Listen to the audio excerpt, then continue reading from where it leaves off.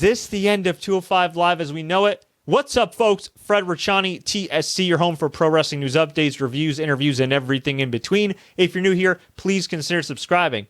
205 Live, the official cruiserweight brand of WWE, has been maligned from the get-go. It was created from the Cruiserweight Classic, which was absolutely, positively fantastic, and it has been in the doldrums ever since. There have been a lot of great matches, a lot of good matches, some personalities like Buddy Murphy established, but unfortunately, not a whole lot of people watch on the network, not a whole lot of people watch on YouTube. They didn't watch before. They sure as hell ain't watching now. A big reason being that, well, there's too much content, and two, it's barely promoted across Raw and SmackDown. So if you haven't watched 205 Live in a while, if you haven't subscribed to the network in a while, how the hell are you supposed to know about 205 Live? It's been a while since we've even seen cruiserweights. I'm not talking about Cedric Alexander and Ali and Buddy Murphy, who more or less graduated from 205 Live to Raw and SmackDown. I'm talking about regularly on a weekly basis featuring the current Cruiserweight champion, with NXT going live for 2 hours, with SmackDown moving to Fridays. Where does that leave 205 Live? Mondays Raw, Wednesdays NXT, Fridays SmackDown. You got house shows as well. That's a whole lot of content. Plus you got NXT UK. You got pay-per-views. I think NXT is going to need some bodies, which means they're probably going to purge a few people from 205 Live to NXT. They may do the same for SmackDown. They may do the same for Raw. Now, there's a few things that could happen. They could shut the brand down in October, which would be unfortunate, but it would allow some people to shine on Raw, SmackDown, or NXT. But it would also cause the release of some people. Maybe Daivari. Maybe some Lucha House Party.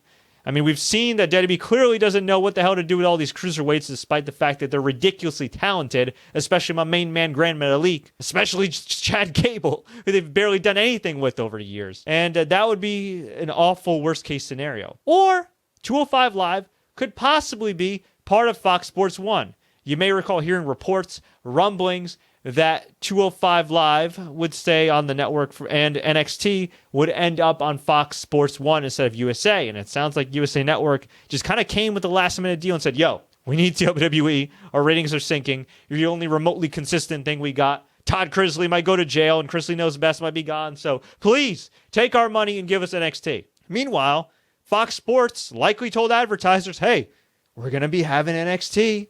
We might have to move some Big East games around, or not move them around, but, work with the Big East and figure out what we're going to do with these basketball games. And, well, now they're not going to do that because there's nothing to bring there as far as NXT goes. But you got 205 Live. I know it's not as hot of a product as NXT, but you could take 205 Live and put it on Fox Sports 1. Fox Sports is going to need some programming. I mean, they have a lot of boxing right now, but for the most part, Fox Sports 1 and FS2 used to pretty much be the UFC network. They had UFC Tonight, they had UFC Unleashed, they had UFC this, they had UFC that. So I would imagine they're probably going to do the same thing with WWE. So why not put 205 Live on there? Could they do it at Full Sail University, where a lot of the fans there are hardcore fans, are familiar with guys like Grand Metalik and Kalisto and all these other dudes, which means they're willing to actually react and make noise for these dudes. Because the one thing that's hurt 205 Live over the years isn't the match quality. The match quality is awesome. It's the fact that usually it takes place after SmackDown Live and the crowd just doesn't care. Or it just takes place before SmackDown Live or whenever it's taking place, or whether it's a cruiserweight match on a pay-per-view, and the fans just don't care. Look, I don't really blame the fans because 205 Live, it's not a priority. It's not perceived to be a priority. WWE doesn't make it a priority based on its booking. The cruiserweights aren't booked all that well. I mean, some of them that have graduated, like Ali have for the most part, but yeah, it's been rough going historically for cruiserweights in WWE, especially when they're actually labeled as cruiserweights. So you could do it at Full Sail University. WWE Network does need exclusive content. Keep in mind, NXT will be on the WWE Network the day after it airs on USA Network, so it's not that bad for network subscribers, but that's one less exclusive show WWE Network has to retain subscribers, and they've been having that issue lately. So what can WWE do? Well, you could shut 205 Live down. You could put 205 Live on the NXT tapings and have a hot crowd at Full Sail University more often than not.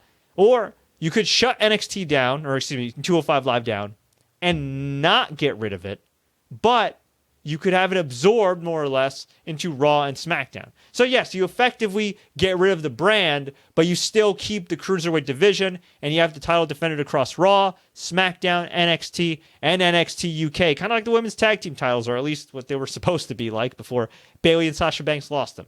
So we will see what happens, but I want to hear from you. What would you do regarding 205 Live? If you enjoyed this update, please like, share, take care. Don't forget to subscribe and enable notifications for more updates like this.